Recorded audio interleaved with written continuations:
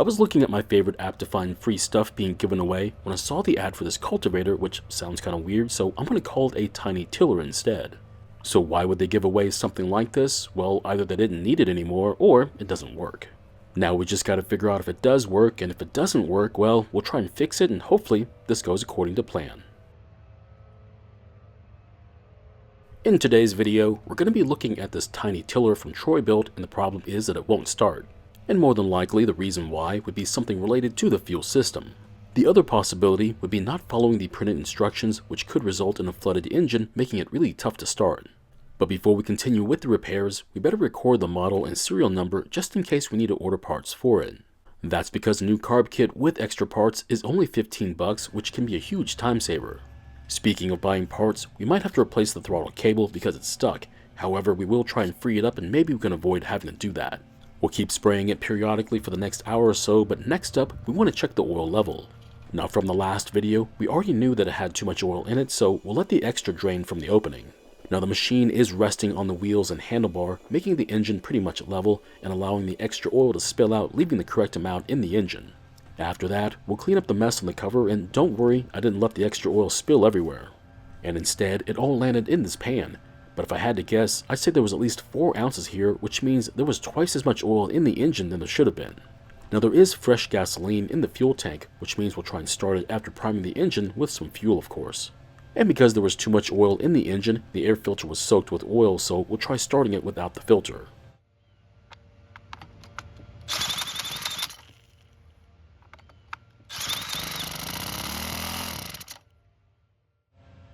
Luckily it started and ran, however it didn't stay running, which means we'll continue with the repairs, but because it did run for a bit, maybe the purge bulb will work now.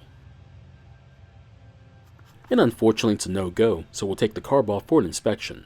Now these fuel lines look to be in good shape, but it's the inside of the lines that might be bad, so it's best if we replace them. Replacing the fuel lines is more of a test of your patience, so I would understand if you decided not to do it. This is when we find yet another problem, and that is the carb is stuck to the large gasket on this side of the engine. The reason why this gasket is so large is because it's supposed to help direct air over the cooling fins. Also be careful not to damage this gasket too badly because it'll affect how the carb works.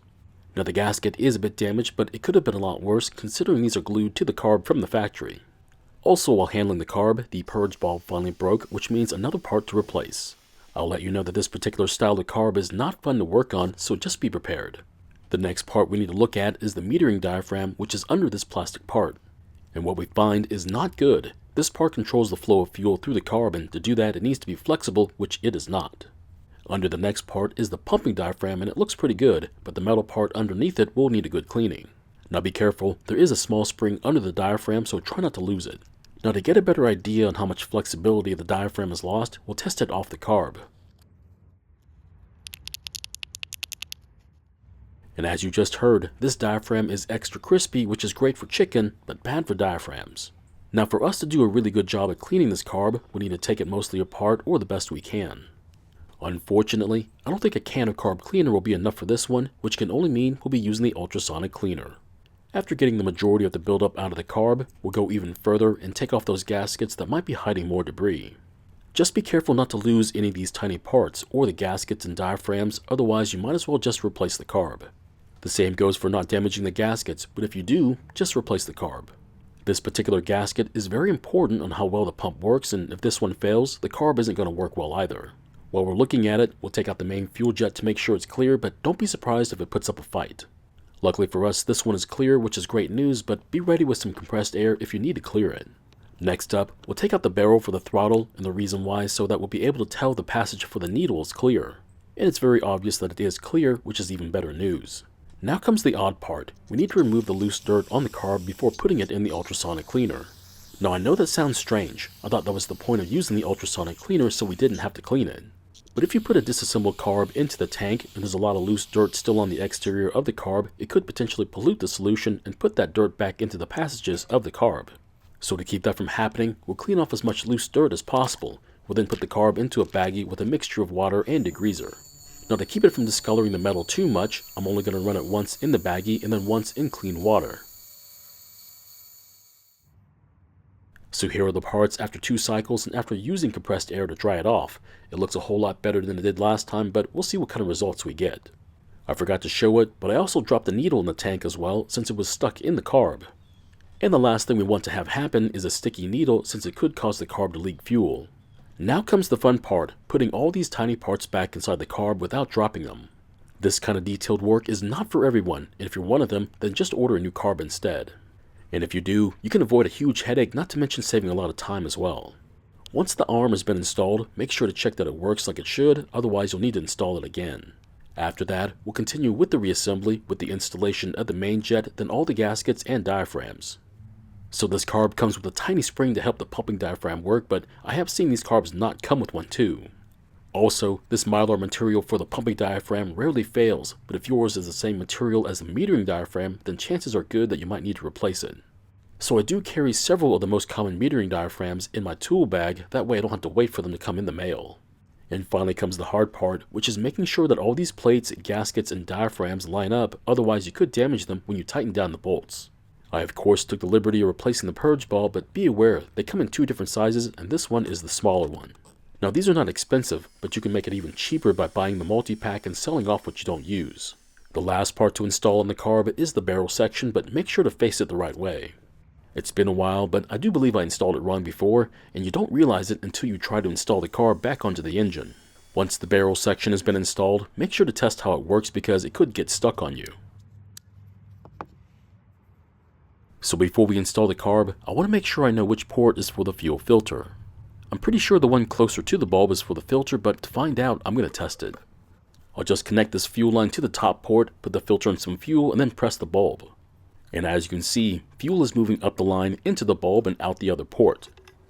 Speaking of fuel lines, it's time to replace the old fuel lines for some new ones. We'll start by cutting the old fuel lines since we're not keeping them. They did put up quite the fight, but pushing them into the tank then fishing out what's left over worked out great. I'm not sure what this brown stuff is on top of the tank, but it's not dirt and wiping it clean is not an option unless we use chemicals. This is something I should have done before taking out the fuel lines since we risk getting the chemicals into the fuel tank.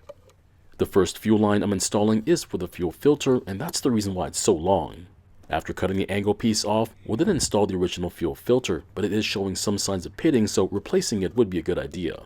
Also, make sure the fuel filter is sitting at a good location in the tank so it'll be able to pick up as much fuel as possible. The last fuel line I'm installing will be the fuel return line, and I'd recommend leaving at least an inch of line in the tank.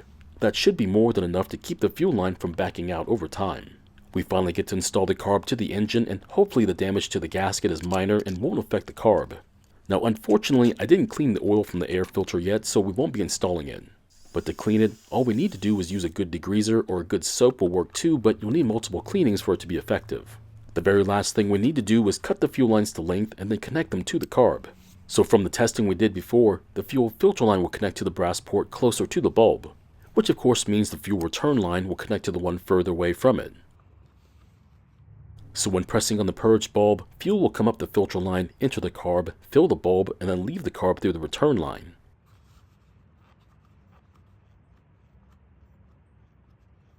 And as you can see, fuel is flowing just like it should be, which means we should be able to try and start it now.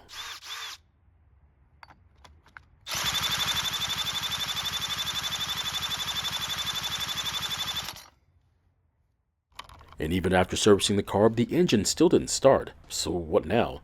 We're going to try that again, except this time we'll give it a bit of help.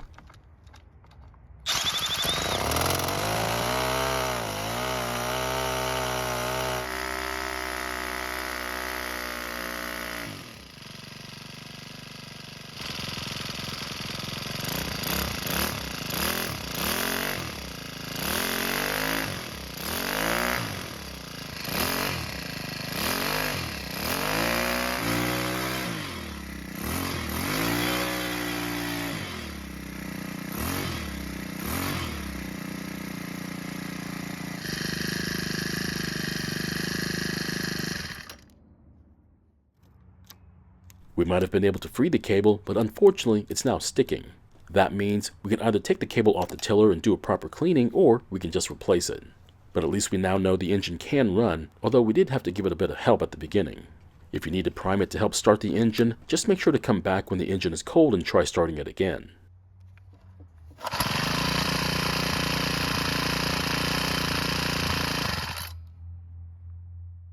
This time it started just like it should, but this is when the engine is hot. We'll come back later on once it's cold to make sure it'll start. But I am happy to report that it's been starting with a couple of pulls, which isn't too bad. However, to help reduce the number of pulls, we need to check the valve clearances and adjust them if they need it. Now, to avoid what happened to this machine, I would recommend following a storage procedure before putting it away. Otherwise, I hope you enjoy working on these carbs or replacing them. So my question is, would you use one of these tiny tillers for your own small garden or flower bed? Now, unfortunately, I don't have either of those, so that's a no for me, but what about you? Thank you for watching. I really do appreciate your time here. Please feel free to ask me any questions about this project or about your own projects, and I hope to see you in the next video.